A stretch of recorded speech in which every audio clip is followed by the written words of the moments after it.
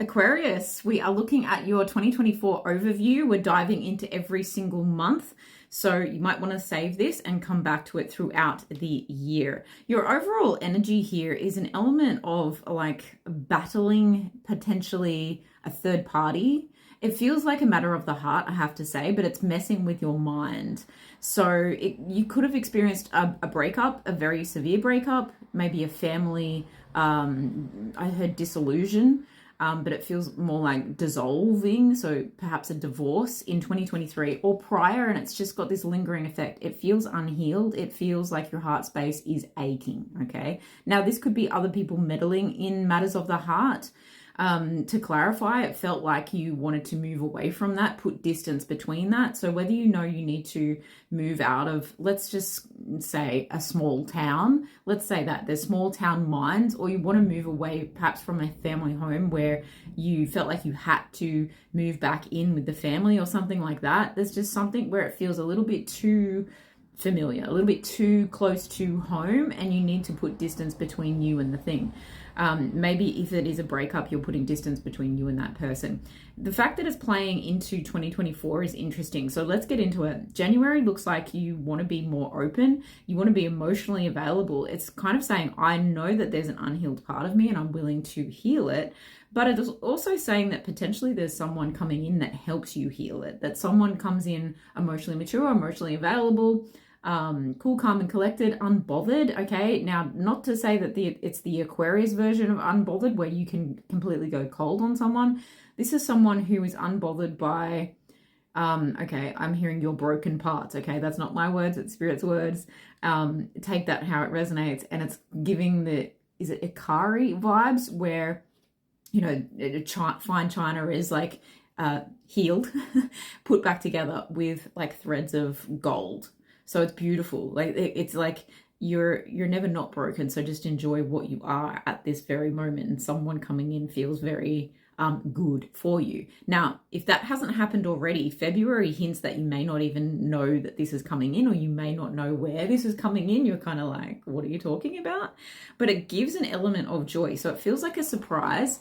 I'm hearing surprise attack. Now, I don't like that wording at all, but it could be like a secret admirer. I do think that this is someone who looks at you like you bring a lot of joy into their life. And so be open to the possibilities there. And there's an element of paying attention, Aquarius. Wow, you're being called out and we're only in February. And paying attention to what people aren't saying, maybe reading body language a little bit better.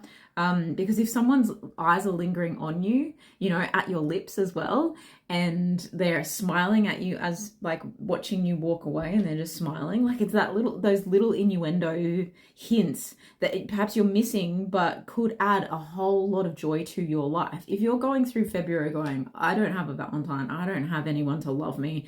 Look, I feel like in March, this person's going to make it very clear, their intention's very clear. And I do feel like if it's you that wants to express love to someone, whether it's to this secret admirer or whether it's to someone else altogether, you don't, just because you have offers on the table doesn't mean you need to take them. I feel like you are giving some clarity to someone. You are, speaking to someone, listening to someone, holding space for someone in a mental capacity and in a degree, in an emotional capacity. It feels like mending bridges. It feels like lovebird energy, but this could be with children. It could be with siblings. It could be with even like a work situation, especially if it's got to do with construction, especially where your mind has been spiraling. I think you get a lot of clarity coming in March. In April, I do get the feeling that that family element comes back into play, and it's like, oh, you actually aren't as cold as I thought you were, because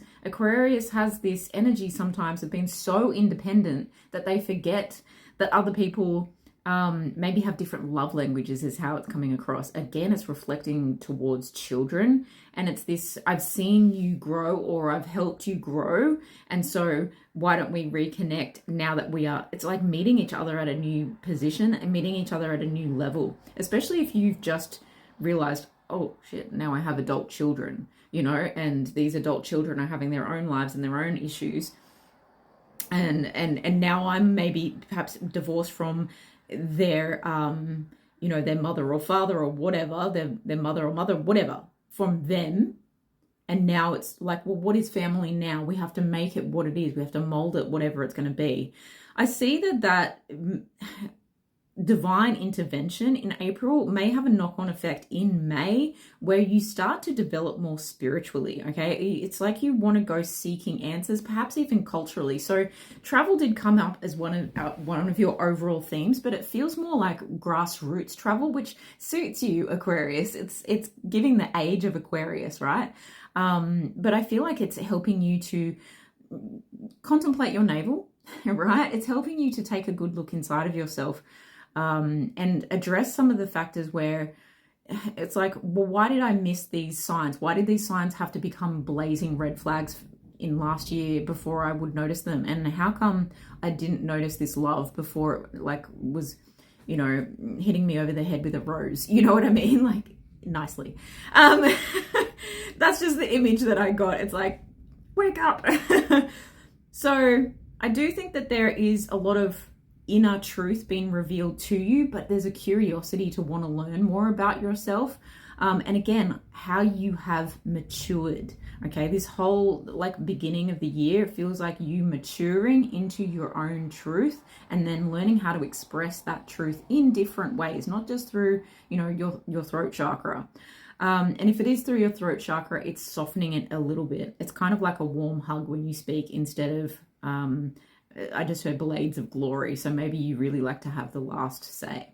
In June, I see you taking a leap of faith. And in July, I see that really paying off emotionally. So if you're traveling, if you're moving, if you're rushing towards a new relationship, if you're saying yes to something, okay, perhaps an up-leveling of a relationship, in July, you're really satisfied with that. And in August, I see that really strengthening your physical body, but I also see it strengthening commitment. I see it strengthening every other part of your life. It's like, now that I feel like I know who I am and I've done all this work, then I can birth a new chapter into being. And that's what happens in September. You really birth a new perhaps a new child, a new creative project. And there's this whole new, like, okay, well, for the next 9 months, this is my focus. So it almost feels like a brand new year for you in September. And then in October, you have the perfect Scorpio season energy of death and rebirth, where it's a sense of, okay, well, if I'm starting this new thing, here's what's got to go and here's what needs to come back. Okay, so picking up and sorting through things, I'm kind of seeing it like a filing system. So being very diligent and being very discerning about who, what, where you bring into this next chapter. It's like, oh, I've started this new chapter, but now I'm doing the index and I'm like, hang on. Yeah, no, that's got to go. It's like editing your own story. Okay, that's how it comes across. In November, I see you disconnecting from anything that is toxic or has been manipulative, especially where someone in particular, could be even a workplace, has tried to control you. I'm seeing like controlling what you wear, who you love, how you love. It could be very freeing to disconnect from a particular controlling lover here. And it feels like that it could be another divorce, or it could be the end of this divorce proceeding that I was picking up potentially for 2023. Yeah, it feels very like you loving yourself. This is an act of self-love for you to do this. But again, it could be work, and then it gives you more time to focus on partnerships. In December, I see you just unbothered in your way, in the way that you want to be. So I do see that you perhaps are not around too many people. I see that you just be careful that you don't revert back to old ways of shutting down after you've had experienced some pain. There are people that want to help you. And if you are kind of retreating to perhaps therapy or something like that, that would be highly recommended during December, or just attending to certain things that you can do in private that help to make sure you don't repeat a cycle here, especially an unhealthy one. Yeah, you've got to believe in some serendipity this year. There's going to be new beginnings for sure, but there's going to be more in 2025 if you decide to heal this year. Okay, there's a lot of healing energy, so go with the flow, ride the wave of this year, and believe in your good luck. Manifest. Okay, I love this for you. Good luck, Aquarius.